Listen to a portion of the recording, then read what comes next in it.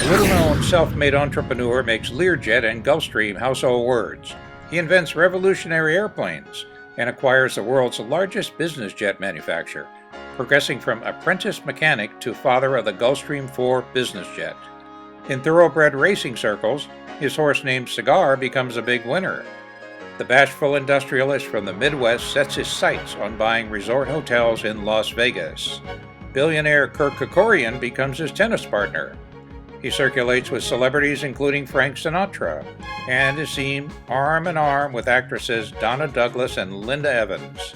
Comedian Danny Kaye and famed aviator Clay Lacy are business partners. President Dwight Eisenhower is a frequent house guest. President Jimmy Carter embraces his many accomplishments, and President George Bush is another admirer. The reserved, unpretentious man at the center of this world is Alan Eugene Paulson.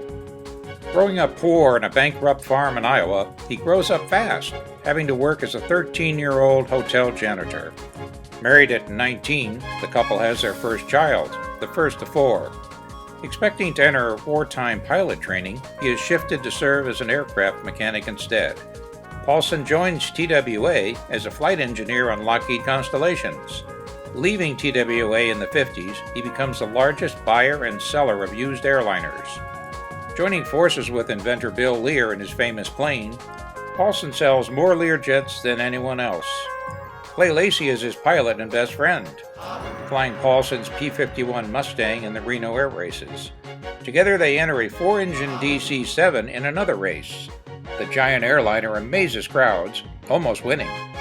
Paulson's DC-8 carries a death-defying stuntman called the Human Fly. He buys Convair 880 jetliners from TWA, converting them into freighters. His Gulfstream business jets set a world-class standard.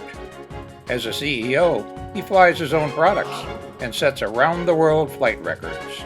Gulfstream Aerospace grows into a billion-dollar enterprise under his leadership.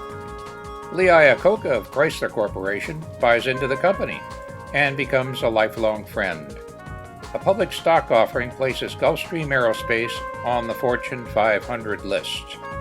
When Chrysler has to bow out, Wall Streeter Teddy Forsman buys in, but conflicts develop. Meanwhile, Paulson's charitable giving includes millions to Georgia Southern College. And Cigar wins 16 consecutive races, thrilling millions of race fans around the world.